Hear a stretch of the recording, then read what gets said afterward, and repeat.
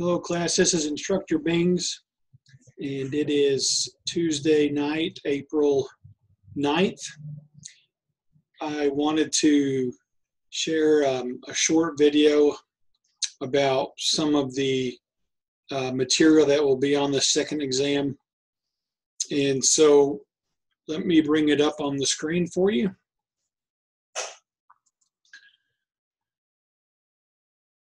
And you should be able to see that now. What factors helped bring about the American Revolution? This whole slide presentation is now on your course homepage. Go to the class materials folder that are underneath the modules, and you can access all of these slides. This timeline is going to be on the test, and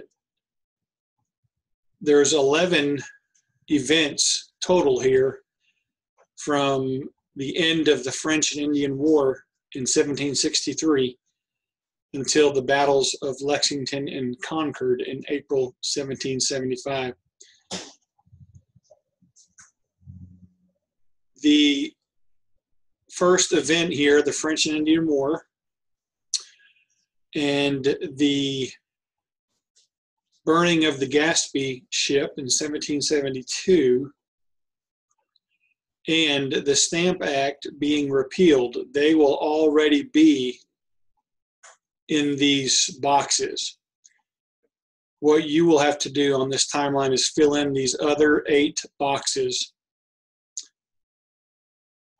Proclamation of 1763, Sugar Act, Stamp Act, Townshend Acts, Boston Massacre, the Boston Tea Party, the Coercive Acts, and then the battles of Lexington and Concord.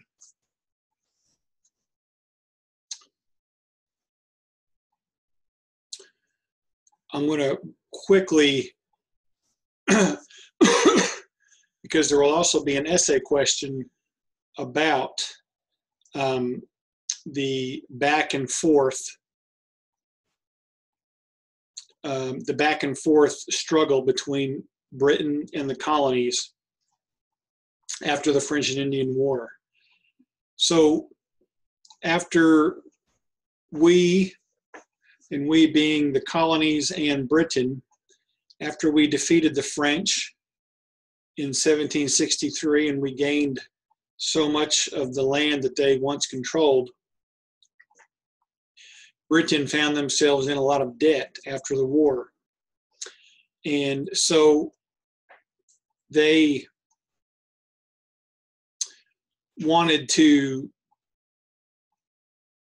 felt like the colonists should help pay for this war that Britain had just fought and won to protect us. That's the way the British mindset was.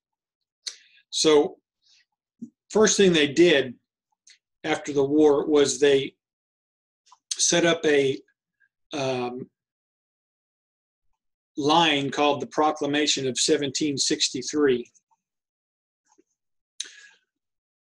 where they set up a boundary in 1763, that was called the Proclamation of 1763.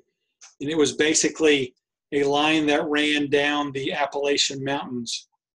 And they told the 13 colonies that you cannot move west across those mountains. Now, that was now British territory. And the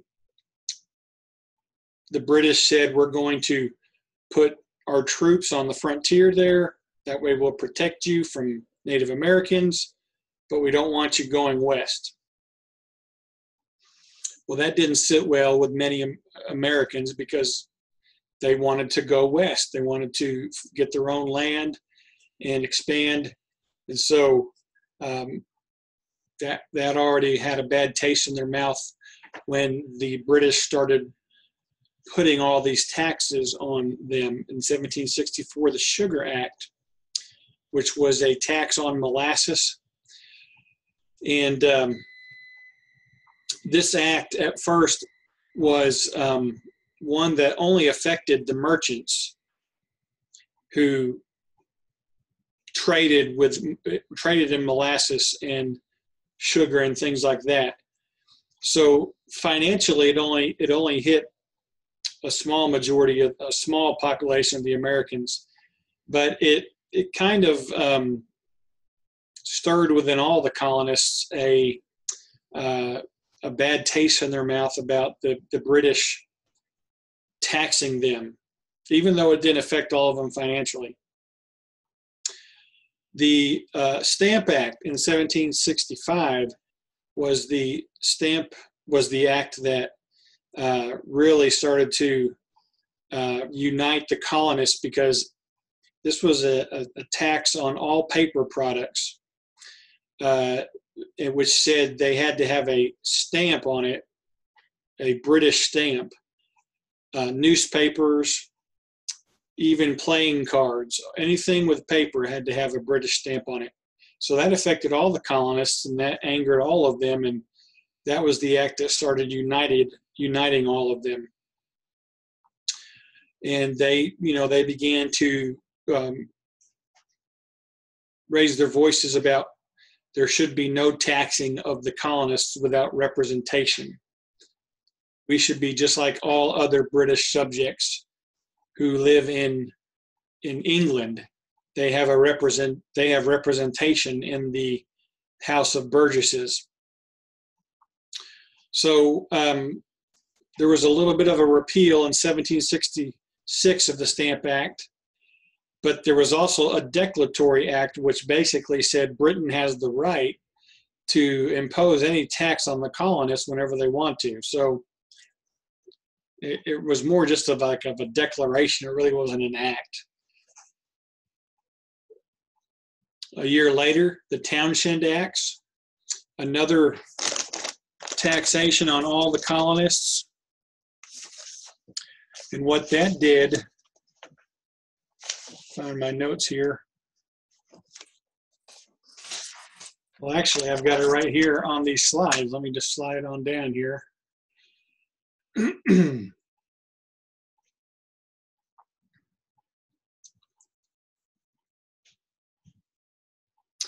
The Townshend Acts taxed all goods coming into the colonies. So goods that were coming from other nations would have been taxed. There was also a portion of this legislation called the Writs of Assistance, which allowed the British to search the colonists without even telling them what they were looking for.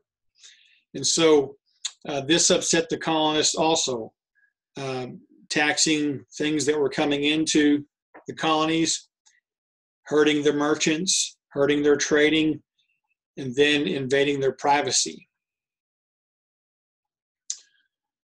Let me move back up here to the timeline. So the next thing we're going to look at is the Boston Massacre in 1770. The Townshend Acts continued to be something that the colonists hated. And you also had, between this period of 1767 to 1770, you had the British moving some of their soldiers from the frontier into the cities like Boston and New York City. And the reasoning from the British was, again, we're here to keep order and to protect the colonists. But in the colonists' eyes, it looked like there was an invading army in their cities, a standing army, and they didn't like that. The Boston Massacre occurred March 5th, 1770. You need to know that date.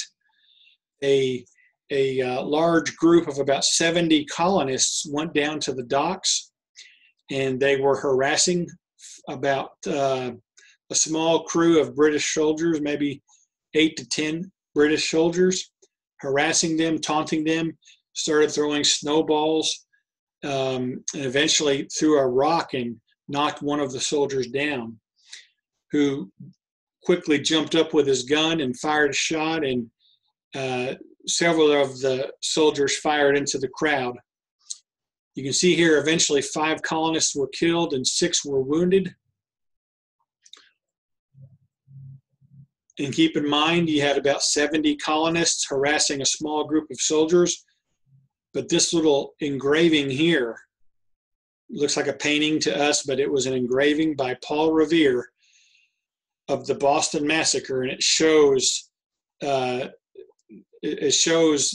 from the viewpoint that the British soldiers were firing on unarmed citizens who were just quietly congregating. So kind of a bit of propaganda there. So because of the Boston Massacre, tensions were at an all-time high. All of the soldiers were found innocent except for 2, and they were not even charged with murder. They were charged with a much lighter sentence. This angered the colonists, and led by Sam Adams and others, that would have been John Adams' cousin, Samuel Adams. They formed committees of correspondence to keep all of the colonies informed about what was happening in Boston. These committees would write letters and circulate them from town to town.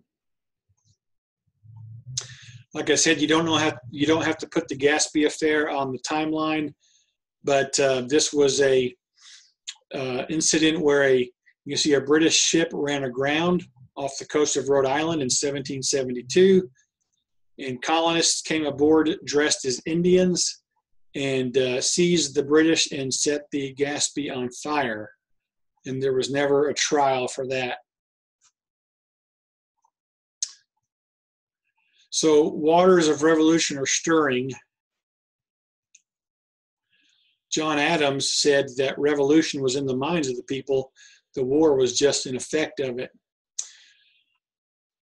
So you would think the British were starting to learn their lessons, but what did they do?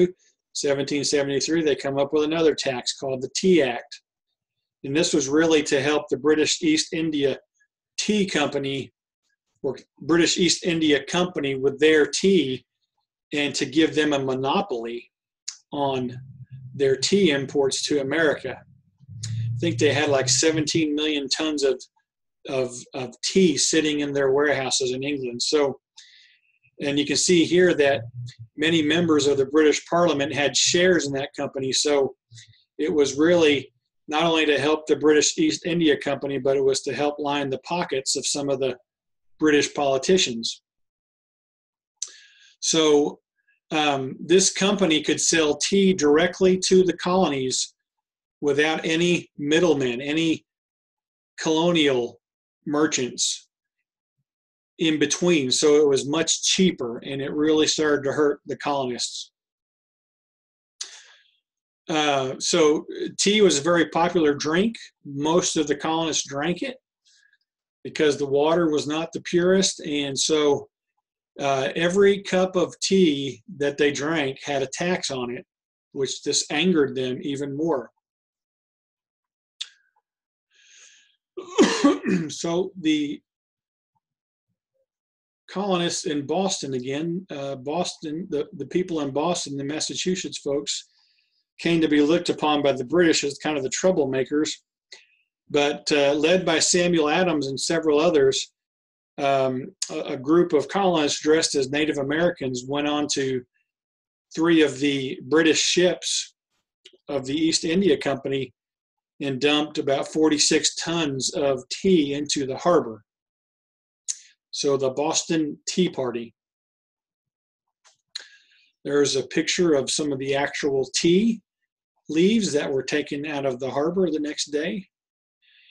So what do the British do? Have they learned their lesson yet? No, they passed some more acts called the, now the British called them the coercive acts, but the colonists called them the intolerable acts of 1774. There were 5 provisions of it. You need to know that. the Boston Port Act, which closed the Boston Harbor until they paid the damages, the Massachusetts Government Act, which greatly reduced the power of the Massachusetts legislature, giving more power to the royal governor, and it restricted town meetings. That did not sit well with the colonists, because they had come to expect and to embrace and cherish a more democratic representative government, which they could participate in. There was the Justice Act, which anyone charged with murder would be tried.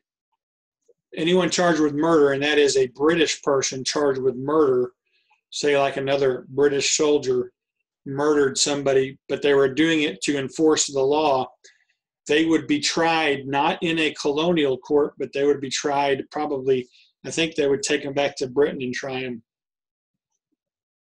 That struck at another American cherished tradition, and that is a trial by your peers. The courting provision was basically just a reboot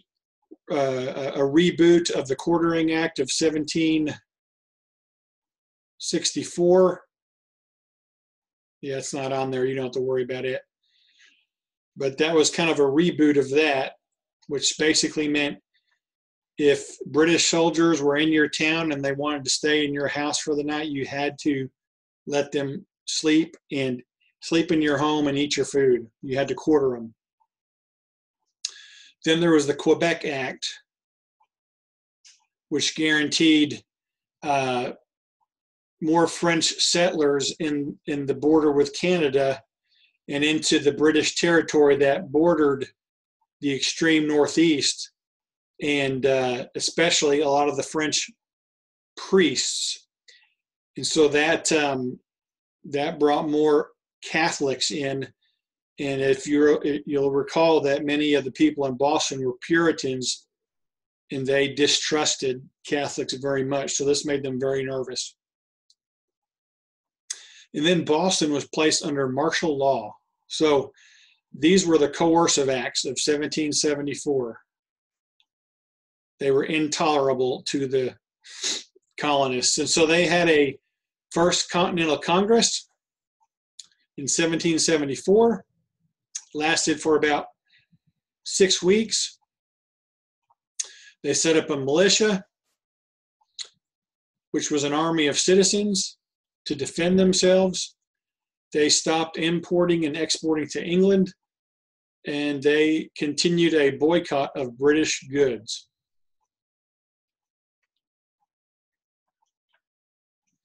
What was interesting about this First Continental Congress was you had 12 colonies send representatives, 12 of the 13. So if you, I don't know if you recall reading these things in your textbook, but there was an Albany Congress in 1754 in which 7 colonies participated. And then the Stamp Act Congress in 1765 had 9 colonies participate. And now in the First Continental Congress, you have 12 colonies. What we're seeing here is we're seeing the colonies more and more unite together against the British. Couple slides there about Patrick Henry. In April of 1775, the first battles of the Revolution occurred at Concord and Lexington, Massachusetts. This is the time of the famous ride of Paul Revere, and also Samuel Dawes. There was actually 2 men that rode that night, but we always remember Paul Revere. The British were coming to Concord to seize their weapons. They had found out that the citizens of Concord had stored a bunch of illegal weapons. So they were coming to seize those weapons, the British were. And when the British started coming into the town, the citizens, the men of Concord and Lexington, were were behind trees and walls and rocks on the side of the road, and they opened fire on the British soldiers, and that's what's known as the shot heard around the world.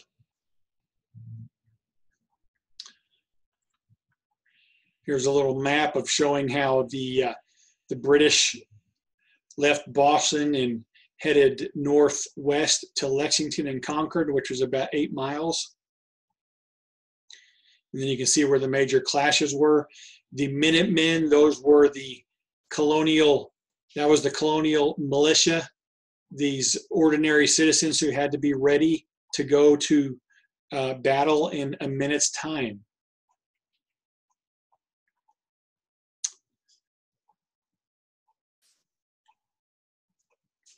You can see that 8 colonists were killed during these 2 skirmishes. It was a battle that only lasted 15 minutes. So here is what will, so I'll come back to this. So you want to know all of these dates on this timeline. Again, these 3 will already be filled in. You'll have to fill in the other 8. And then this last slide shows kind of what the essay question will be about.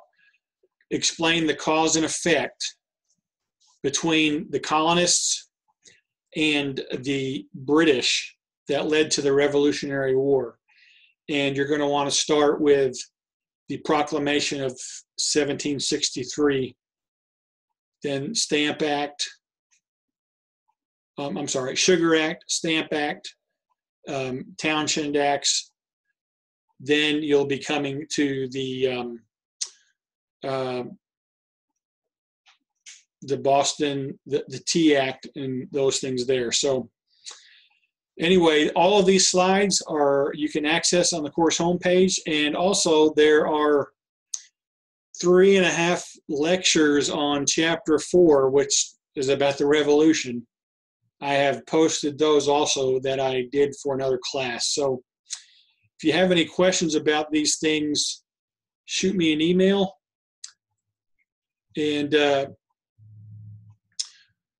hope you have a great evening. And there'll be a study guide soon for the test along with these things. And we will be in touch with you later. Bye-bye.